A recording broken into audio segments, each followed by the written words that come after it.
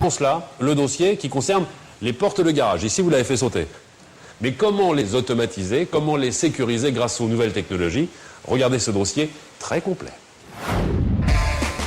Les portes de garage s'intègrent de plus en plus à nos habitations et doivent pouvoir s'adapter à toutes les architectures. Pour bien choisir sa porte de garage, il faut regarder les besoins dont on a. C'est-à-dire si on a besoin de toute la dimension de passage, toute la largeur de passage, si on a besoin d'avoir de la place au niveau du plafond, toutes ces petites choses-là vont nous donner des indications afin de trouver la meilleure solution possible.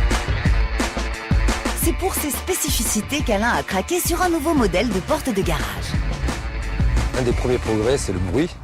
Je dirais presque à l'inverse, on doit presque sortir aujourd'hui pour savoir si la porte est ouverte ou fermée. On ne l'entend plus, alors qu'avant, lorsqu'on devait ouvrir la porte, alors que les enfants dormaient par exemple, ça réveillait à peu près toute la maison. Donc première chose, le bruit.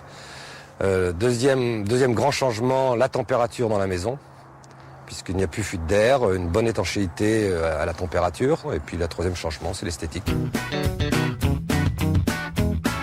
C'est une porte de garage sectionnelle, c'est-à-dire que vous avez différentes cassettes qui vont permettre à la porte, une fois qu'elle se lève, d'être articulée tout simplement. Donc c'est assez intéressant parce que on ne perd pas trop de place dans le garage. Il y a des rails en fait qui vont guider la porte et puis le moteur qui va tout simplement faire la traction de la porte. Et comme les voitures, les portes de garage disposent de moteurs spécifiques. Il y a un bloc moteur qui est en 24 volts, donc de la basse tension.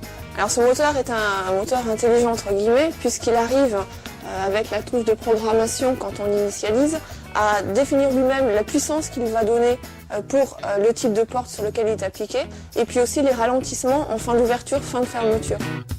Et c'est quoi ce petit bitonio rouge?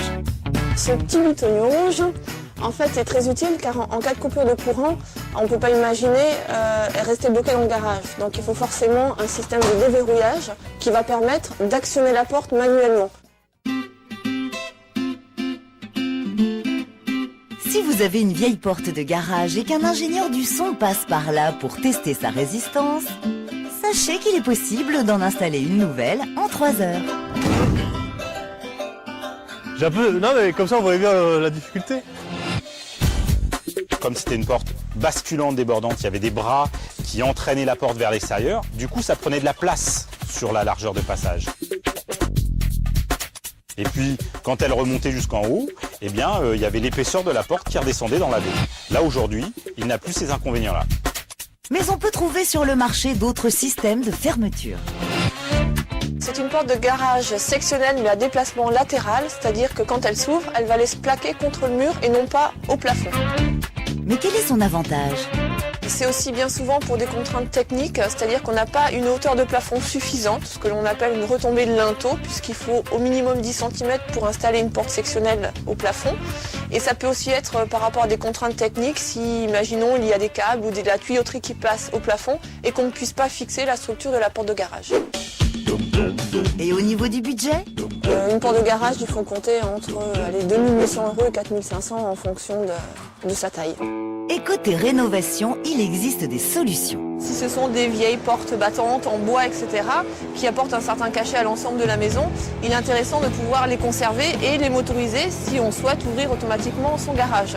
Donc dans ce cas-là, on travaille avec d'autres systèmes de motorisation qui sont des systèmes à motorisation battante, avec des systèmes de vis sans fin, de bras articulés ou aussi des systèmes enterrés.